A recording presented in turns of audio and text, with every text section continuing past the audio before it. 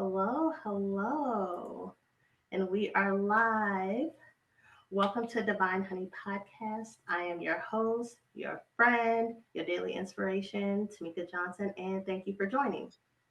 This show is about human experiences. So each week I will be having a Divine Honey guest, and they will be sharing their stories about love, life, journey, and purpose. Um, If you feel inspired, please leave a comment. If you're watching the replay, also leave a comment. I look forward to seeing all your guys' comments and talking to you. So today I would like to welcome our first Divine Honey guest. He is a crisis intervention worker, community school coordinator, behavioral health services coordinator. He is also a mentor and a coach. He has a major in social work, a minor in criminology, and a master's in social work. He's also my favorite person, my younger brother, Tim Orr, as some of us still like to call him, Timmy Johnson. And he is here to share his story behind the quote, be who you needed when you were younger. Welcome, Tim. What up? What up? What up? How are you? I'm well. Got a little stuffy nose, but doing well. Good. I'm so glad to have you here, and I'm blessed to have you here and to kick this off with your person who inspires me. For So, sure. That's cool, man. I yeah. appreciate being the first guest too. It sounds like I'm the first. So hopefully, you know what I'm saying, I can give the people what they need. Feel me? So you get these views up. Right. Get it popping. So, first things first, be who you needed when you were younger. What that is a quote that you saw and that you use frequently Yeah, and that embodies you. So let's fill us in on that quote and that journey you have with that quote and got why you. it's fitting for you. So shoot, it was probably like 3 or 4 years ago. I was just scrolling through Facebook and everybody shares different things. And there was this guy giving a presentation, and that was his opening PowerPoint slide was "Be who you needed when you were younger," and it hit with me because uh, growing up for me, um, I mean, because you're my big sister, but for everybody else, growing up for me was a little different. Um, we didn't have the most parental supervision. We kind of moved being evicted from places and places until I moved in with you with stable housing. So there wasn't a lot of structure or father figures or male figures in my life up until I started playing sports. So be who you needed when you were younger always sticks with me because I want to be that for people. I have a son now and a stepson who's 14. My son is 7 months old. So just being that father figure, that consistent male figure who is positive, who is encouraging, who is empowering, and who is there consistently every day, even on the days when you don't want to be there, you're still there. You know what I'm saying? Mentally, just to provide that structure and consistency in the lives of young men. If you look at research and data across the U.S., even outside our country, um, there's a lot of youth out there that don't have those father figures or male figures in their life. So um, it kind of became my purpose, my mantra, to make sure that I'm there and I'm consistent and I'm myself genuinely, so that kids see me, who I am personally and professionally, because I think it's important that people see realness, so they don't have to be fake. Mm, They don't have to be someone they're not. They can always be who they genuinely are every day and find their purpose in the world. I love it. And I want to circle back to you spoke about sports, and I know like having being in sports and having that mentorship in sports helps a lot of youth that have don't have the young men who don't have father figures. So circle back to how sports played a big role in your life and the men, the coaches, and how they help shape the narrative for you. Absolutely. I was a late bloomer in sports. I didn't start playing sports until seventh grade. Football was my first sport I played. Shout out to Zach Felling and his mom Kim Felling. We lived in Parktown Apartments at the time. And What up, Parktown? yeah, what up, Parktown? You know what I'm saying? Cedar Rapids. So we were just out at the park playing football, and Greg Easley also. Shout out to Greg, man. Hope you're doing well. Mhm. Drew Easley as well. Hope you all doing well, man. We'd always go up to Wright Elementary School and play football. And the question came up, why didn't I play football? So a lot of the times it was just the matter of cost. So what happened was I got into Metro Youth. Shout out to Zach Felling and his mom drove me up there. We went and did the little selling of stickers or whatever to pay for my way in to play. Ended up selling enough. Then I got my pads and everything, and then from that first game, um, I just like fell in love with it. I've always been a lot faster than some of my peers, so it naturally just took over.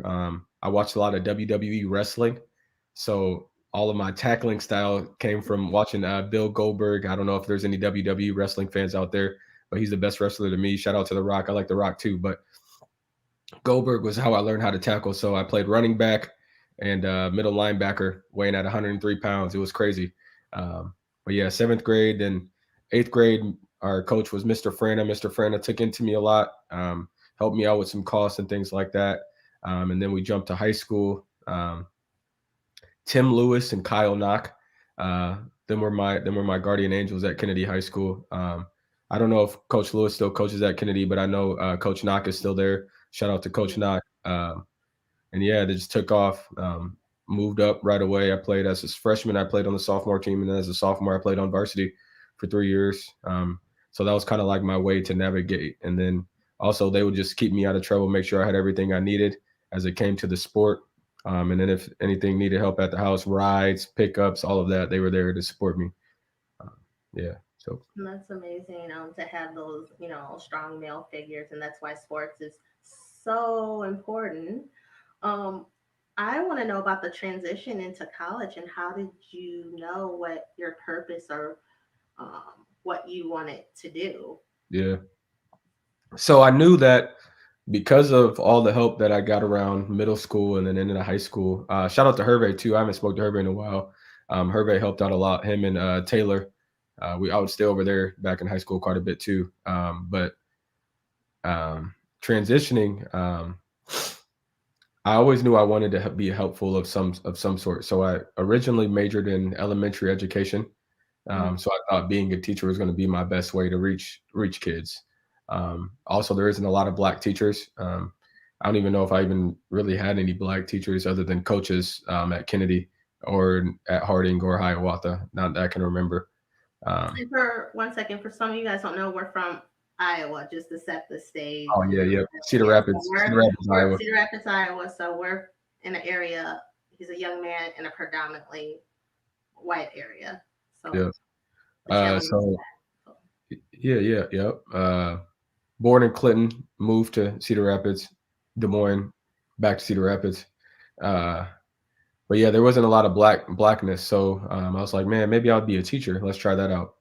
So going into the sophomore year, um, I found out that I had to take a test, right? So to be a teacher, you got to take that exam at the end to get your teaching license. I mean, you got to take an exam to get anything really. And that kind of like I shied away from it. So I was like, well, let me change course. So then I undeclared, and then the back of my mind, I always want to be in the helping field of some sort. So then I try to do exercise science. I was like, well, maybe I'll be a personal trainer. But then with playing sports in college, being a personal trainer and doing the exercise science route is kind of tough mhm, because it's just the ask is too much. So then I found social work and criminology. So I was like, well, let's do it. I wanted to be at first. I wanted to do more of the criminal justice side, be a parole officer, probation officer. Um, but then getting experiences in that, I just didn't like it. I knew that some things needed to change, and there were some things I didn't agree with. So then I went to the mental health side, mm, um, which was nice. So then graduated. Fast forward, graduate UNI. Um, I work at Woodward Academy, and I'm doing AmeriCorps at the same time. Woodward wasn't for me, which is fine. I love everything Woodward does for the youth um, and rehabilitating those young men. But mhm. it just wasn't for my calling. So then I went to Orchard Place, and I ended up being at Orchard Place for about uh, 4 years, maybe a little over 4 years. And while at Orchard Place, I was a milieu treatment staff and then a crisis interventionist worker. And then ended up getting my master's all during that time. And then from there, Special Lady Jill Paget was one of my teachers in grad school, and told me about an opportunity with Des Moines Public Schools. And then I got on as a community schools coordinator at North. So then I did that for, it would have been 3 full school years. Mm-hmm. Um, or maybe it has been 3 full school years. Anywho, it's been probably a little over 3 years. I was at North High School, um, and that was like the most rewarding experience for me because if you're not familiar with Des Moines, so Des Moines has the most diversity amongst students Mm-hmm. and families and cultures around the surrounding area. So we got Waukee, Johnston, Ankeny, Sadell. Des Moines is the most diverse. Which was nice. So I was like, well, I only want to be at one school, and it was North High School, which was also nice that I was able to get there. North High School's demographics, it's 34% Hispanic, Latino, and 27% Black or African American. So I'm like, that's the spot for me. You know what I mean? People of color. Research reports that kids need to see people of color in successful positions so that they can see themselves in that person. So hopefully, maybe one day they'll reach the mark of finding their own success, whether that be just graduating high school, whether that be starting their own business, whether that be going to be the president one day. You Mm-hmm. know what I'm saying? Anything is possible. So I just was trying to be that guiding light and that bridge to show people that there's more than just Des Moines. If we can get outside. And then another opportunity presented itself in about August. This behavioral health services coordinator. Um, I never knew where my master's degree would take me. Mm-hmm. As I was at Orchard Place for 4 years, I was all mental health, and then I go to community schools, and that's more macro practice, more bigger picture and systems work.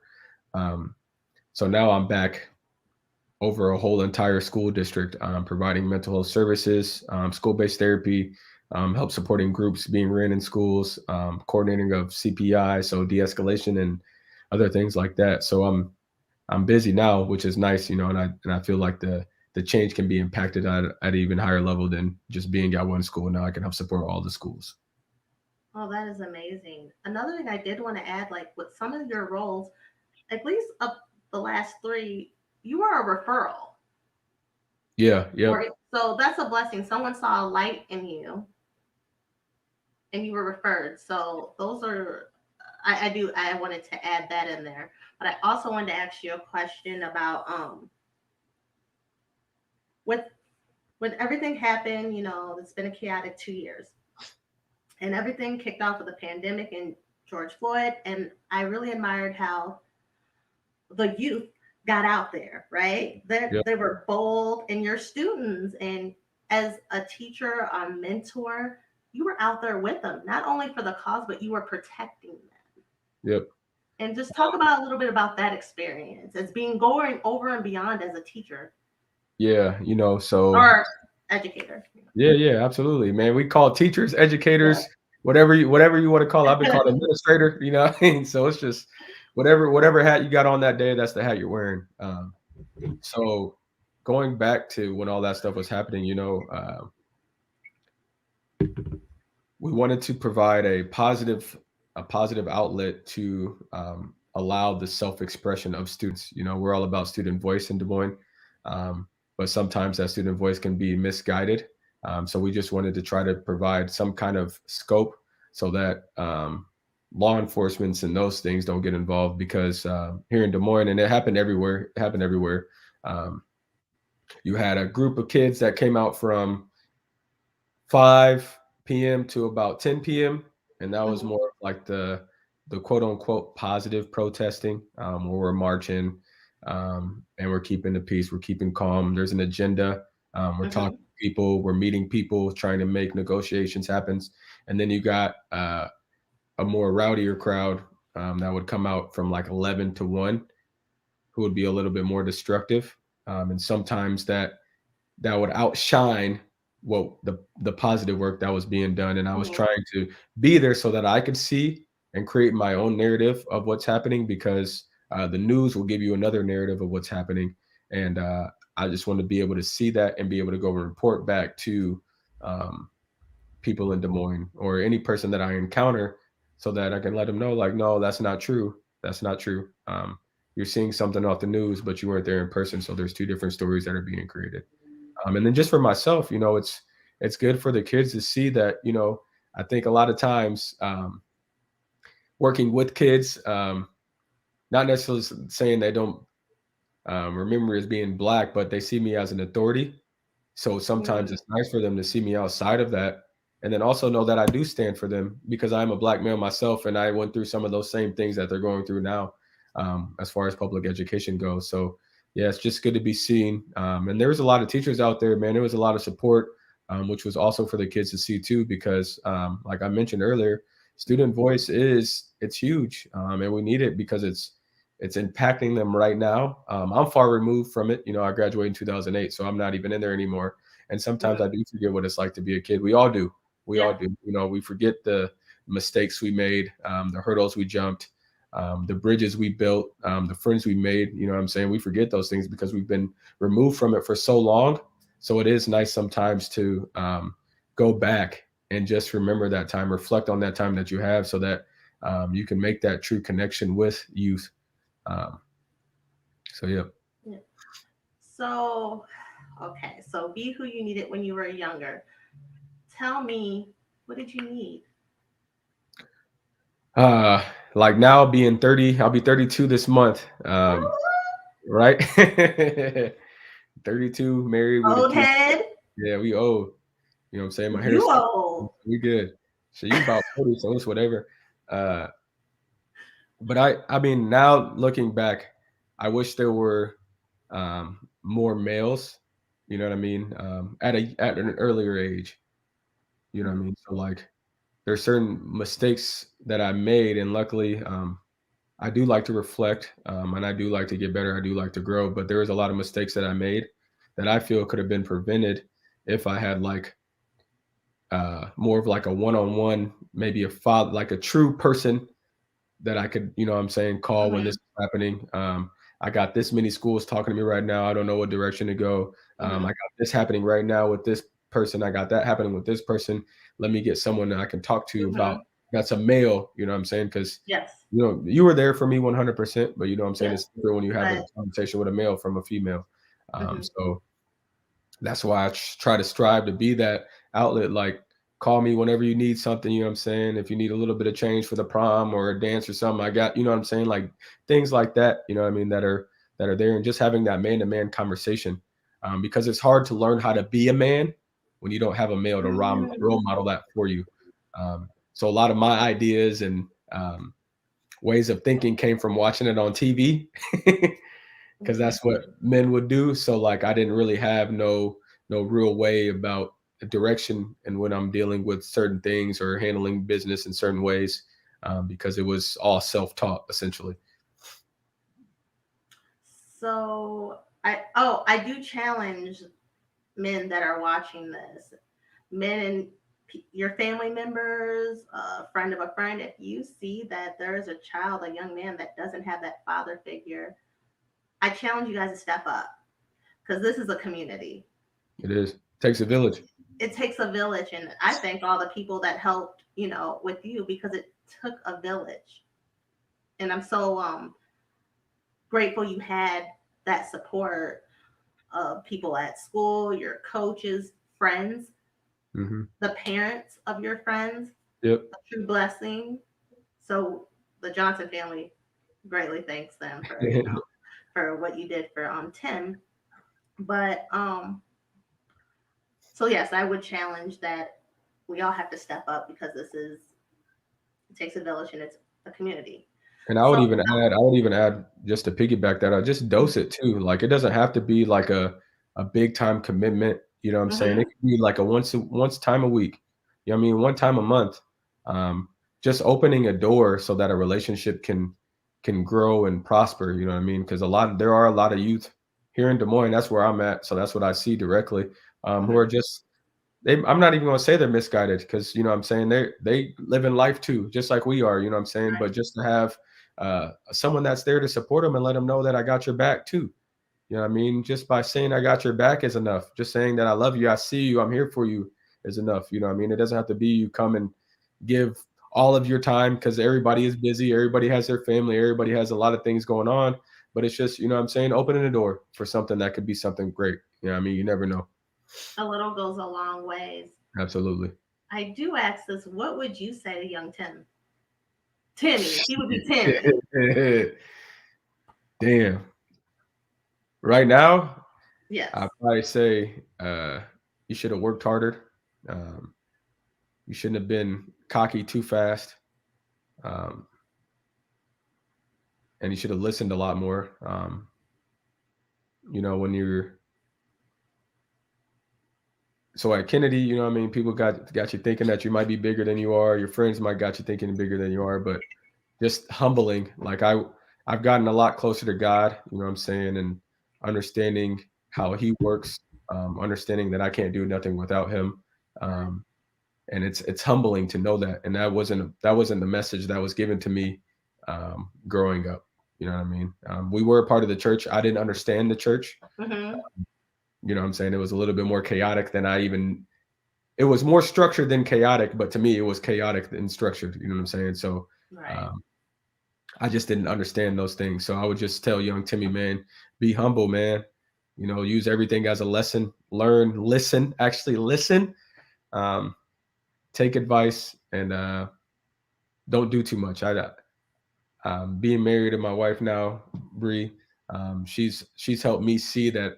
Um, sit down, just sit down. You know what I mean? Just sit down, just sit down. So that's also been helpful. So I would tell young Timmy, sit down, take a chill pill. You don't got to go everywhere. You don't got to be friends with everybody. Build a tight circle, and that's your family.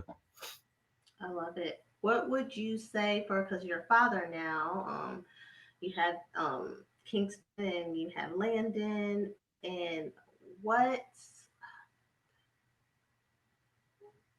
what would you tell? What piece of advice would you give those young men if you can only give them one advice, one Uh, thing?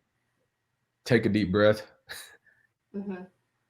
Take a deep breath, and then make your choice. There's a lot of times we do things off impulse. We do things off of being anxious. So just take a deep breath,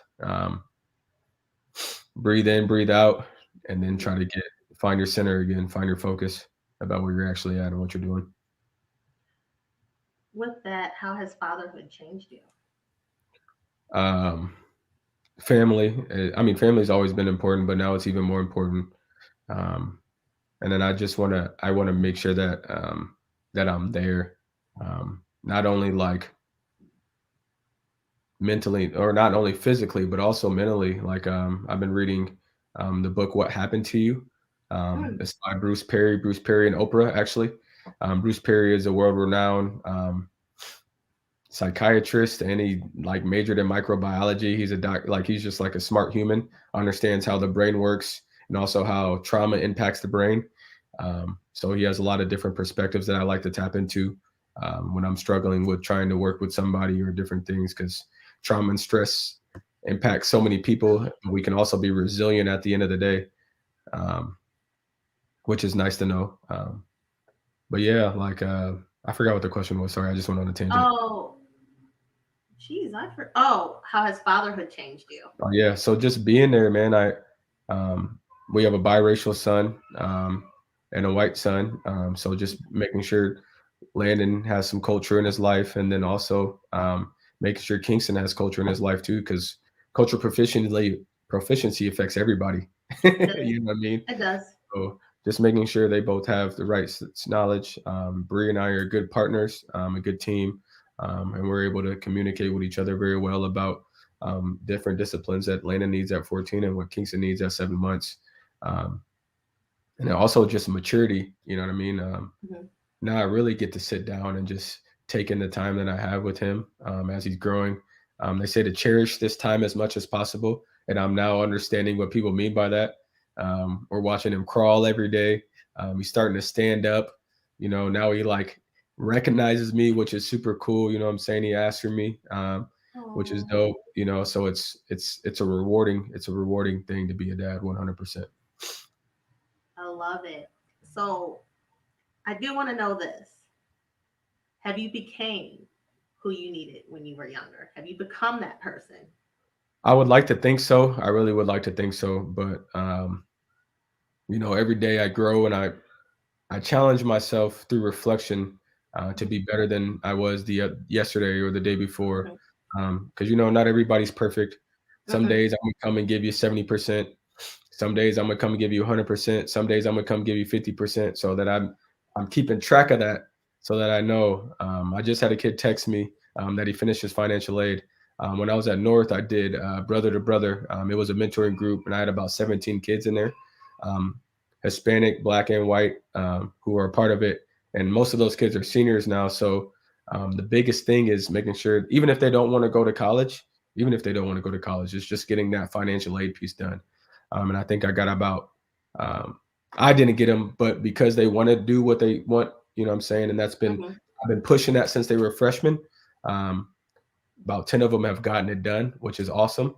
And I even tell them, I'm like, even if you don't go to college, you might change your mind at another time, but they just get that on record for your name, that if Yes. you decide to go to college, now you don't have to worry about that come August. You Oh, know what I I love mean? So just giving those little things, little doses of things. But yeah, man, I would like to think I am. I really would. You know what I mean? Everybody would. But I know I can be better every single day. And I try to be better every day. it's that's the beautiful thing. Growth, like this life is a journey, and I always say this: each day you wake up, it's a clean slate, and you can be better. You might have messed up yesterday Yeah. in the past. Yep. We move forward, so I love that. Tim, like I'm so glad you did this. I love the journey and showing like community helped, but there was things you needed, and that is presence of a male figure. For And sure. I again challenge the men, you know, a child that just needs a little something to reach out, because it's important that we have, great men in our society. There's a lot of great men, but we want to produce 100%. more great men and women, but in this case we're really focusing on males. I would even challenge one more thing. So I started therapy. Um, Hmm. yep. So it's been helpful. I've only gone 2 sessions so far, but it has been Okay. helpful. It gives me a different perspective on things. And the reason why I was so weary of doing it is because I also have my master's in social work. So it's hard for me to, and this is something that I'm going to work through therapy, is trust people. It is hard for me to trust people. Mhm. So me confiding in somebody else, I have to trust them to um, listen, not talk about what's going on, and then also give me what I need to hear, not what I want to hear. So Mhm. it's hard to do. So I challenge, if you haven't done it, man, just go one session. Just try one session. You know what I'm saying? For the men out there, and women, but mostly men. Just give it Yes. one try. Um, it can change. It can change your life. It might it might even save some things that are going on in your life that you don't even know that's happening. Mhm. Different things are stemmed from different things. You can be triggered this way and do that. You know what I mean? So it's nice just to get to know yourself mentally, because we're only as strong as we are. You know what I mean? So giving Mhm. yourself more tools, doing more things to help yourself mentally is just going to make you a better you every single day. I love it. Oh my God, thank you for sharing that. So, to wrap this up, I want to play a game. So, I got 10 questions for you. All right, Off what's the up? dome. Now, don't be giving me like paragraphs and explanations. All right, bet. The first thing. So, let's do it. All right, Okay, let me get the first. What's your favorite word? favorite word? Damn. What's your least favorite word?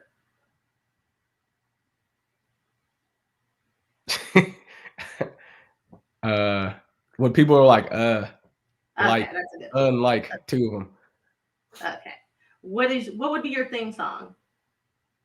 Theme song, If you walk in ultralight, a room, what ultralight, ultralight beam by Kanye West. I know Kanye's going through the ringer right now for talking crazy on drink champs, the but tip? ultralight beam, man, Kanye West. If y'all ain't heard it, it's Kanye, Chance the Rapper, and I think maybe Jay Electronica. Ultralight beam is dope. Nice. What sound or noise do you love? Mm. We got a sound machine in the room. It kind of sounds like a vacuum, like Hmm. when you're vacuuming. That's the noise. I pass right out when it comes on. Nice. What sound or noise do you hate? Like that, like the Oh, nails on a nails on the chalkboard. chalkboard. Yeah, yeah, I can't handle it. What's your favorite cuss word? The F word. I just be That's like, my fuck it. favorite. Fuck it. It's my favorite one too. You know, Sun, moon, or stars? son, Your purpose. change lives. And what would you like God to say to you once you arrive to the pearly gates? That I was enough. That I did enough. That I was helpful enough. I gave enough. I love it. I love it. Oh my gosh. So, guys, if you're not familiar with this game, I just want to give credit where I got it from. James from the Actors Studio. I used to watch that when I was a kid. But the late James Lipton, his 10 questions he would ask everyone he interviewed. So that's where I took that from, the homage to him. Oh, Tim, thank you for joining and being the first guest on the Divine Honey podcast. Yeah, me and Bree was out in the living room, and she's like, "Are you nervous?" I was like, "Nah." Then I popped on the joint. I was like, heart was racing, but it was Heart fun. was, I was nervous all day because I really love listening to people's stories Mhm. and the things that they've done and how they live their life. I've been places where people have just opened up to me. And I just want to share that because we can learn from other people and be Absolutely. inspired by really be inspired. And I applaud men like you who've grown up to be an exceptional person. I admire you. I think you're like the best person on earth. No one can tell me nothing about you. I'm a fight them Yep. and tell my nephew to quit acting funny. Yeah, I know he acting wild, boy. He acting too funny. He got them teeth coming in, but he don't know how to But act no more. he don't know how to act. But he better give. I'm still gonna call him every week while he's turning his head from me. Still getting that call, but I love you so much. Love you too. Thank you, and you have a blessed day. I pray for you daily and your family, my family. I pray for you as well. All right, love you, brother. All right, love you too. Bye. Peace. Bye, guys. See you next week.